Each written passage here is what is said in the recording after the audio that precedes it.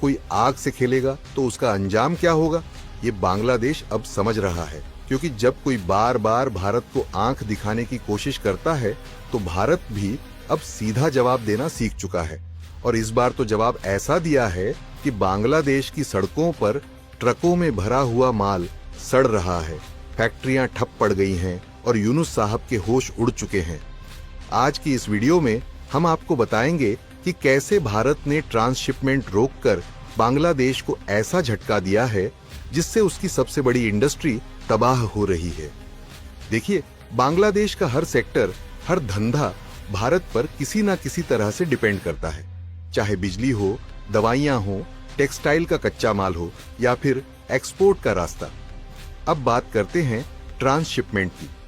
Transshipment का मतलब होता है एक देश अपने माल को किसी तीसरे देश तक भेजने के लिए किसी दूसरे देश के रास्ते या पोर्ट्स का इस्तेमाल करे। बांग्लादेश के लिए ये रास्ता भारत देता था। ढाका से ट्रक में माल भरता, पेट्रापोल बॉर्डर से भारत में एंट्री करता और फिर कोलकाता, दिल्ली या मुंबई के पोर्ट्स या एयरपोर्ट से अमेरिका, यूरोप, मिडिल ईस्ट चला जाता। फायदा? सस्ता किराया, तेज डिलीवरी, बड़ा ग्लोबल कनेक्शन और टैक्स बिल्कुल फ्री। लेकिन अब खेल पलट गया। हाल ही में बांग्लादेश के मोहम्मद यूनुस ने चीन में जाकर बयानबाजी कर दी। भारत के नॉर्थ ईस्ट को लैंड लॉक्ड कहा और कहा कि बांग्लादेश ही उनका एकमात्र रास्ता है। साथ ही चीन को बांग्लादेश में निवेश के न्योते दिए। बस फिर क्या था? भारत ने बिना देर किए ट्रांसशिपमेंट सुविधा बंद कर दी।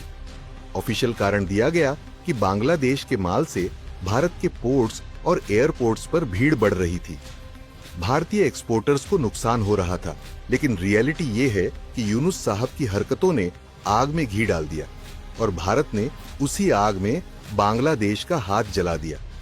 आप हैरान रह जाओगे कि साल 2024 में सिर्फ पेट्रापोल बॉर्डर से 4,733 खेप, 343 ट्रक, 357 करोड़ रुपए का माल निकला था। पिछले साल बांग्लादेश का एक्सपोर्ट करीब 50 अरब डॉलर का था, जिसमें 83% सिर्फ गारमेंट्स यानी रेडीमेड कपड़े का था। इनका ज्यादातर सामान भारत के रास्ते ही बाहर जाता था।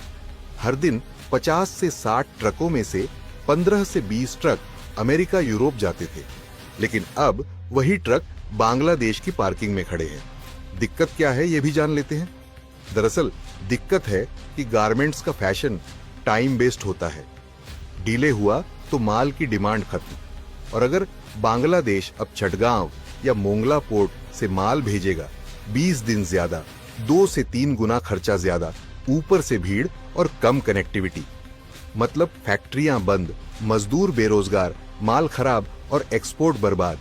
इसीलिए अब मचा है बांग्लादेश में हाहाकार।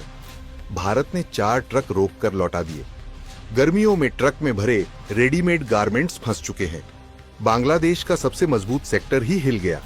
बात यही नहीं रुकी। सिर्फ बांग्लादेश ही नहीं, अब नेपाल, भूटान और म्यांमार भी सोच में पड़ गए हैं कि अगर भारत ने इनके लिए भी ऐसा कर दिया तो क्या होगा।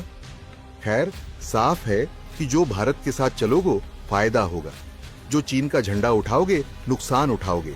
भारत की ये रणनीति न सिर्फ बांग्लादेश को कंट्रोल में लाने की है, बल्कि बाकी पड़ोसियों के लिए भी एक कड़ा संदेश है। अब भारत भी वही करेगा जो उसके हित में हो। आपको क्या लगता है, क्या भारत का ये फैसला सही है? क्या बांग्लादेश सुधर पाएगा? हाँ या ना में कमेंट करके जरूर बताइए।